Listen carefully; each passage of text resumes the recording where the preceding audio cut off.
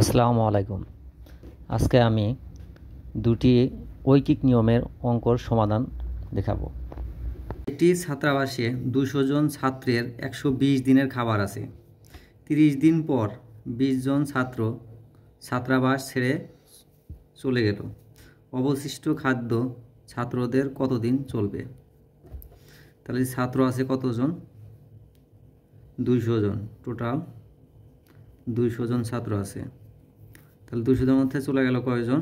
20 জন ছাত্রাবাস ছেড়ে চলে গেল, 20 জন চলে গেল, তাহলে মাইনাস 20 জন হয় কত? 200 বাদ দিলে 200-র মধ্যে 20 বাদ দিলে 180 জন।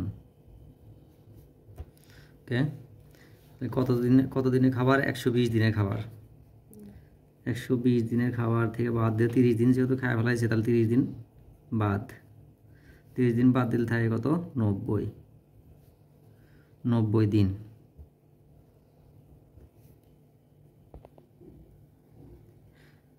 তাহলে থাকলো 90 দিনের খাবার।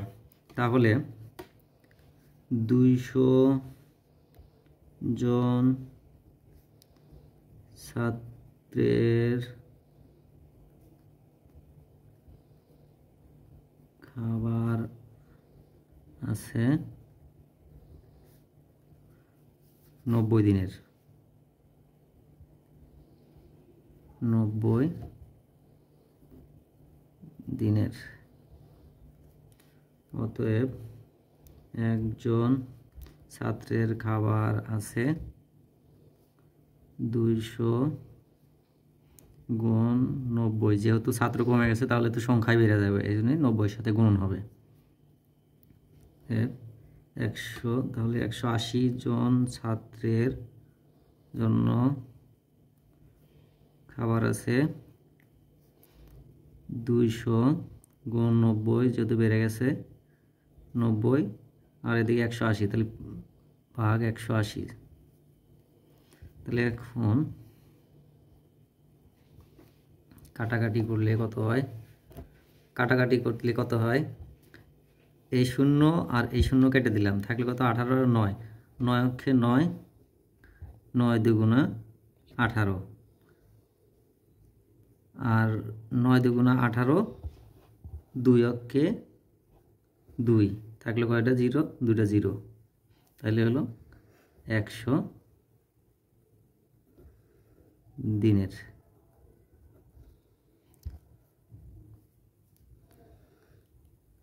অ্যান্সার 100 দিনের খাবার আছে। আগের অঙ্কর মতোই সেম। এটাতে বলছে একটি বাড়িতে 20 জনের 35 দিনের খাবার আছে। 5 দিন পরে ওই বাড়িতে আরও 10 জন লোক এলো। ওই খাবার কতদিন চলবে? তাহলে একটি বাড়িতে লোক আছে 20 জন, 35 দিন, 20 জনের খাবার আছে 35 দিনের।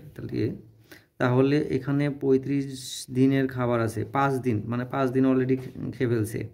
5 দিন পরে আবার 5 দিন পরে 20 জন যোগ হয়েছে, তার মানে 5 দিন পর 30 জন লোক হবে।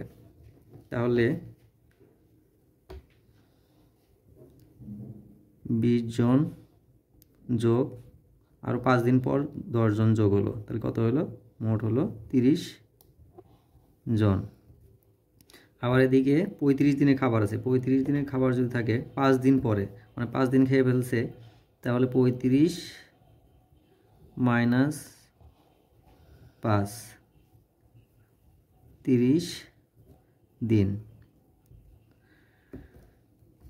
এখন 20 জনের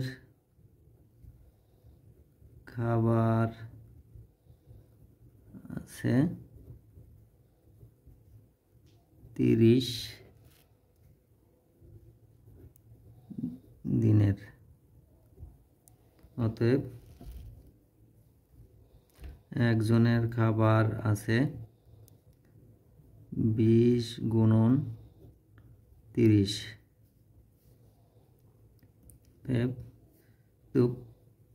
20 জন আর 10 জন যোগ হয়ে গেছে, তাহলে 30 জন। তাহলে 30 জনের খাবার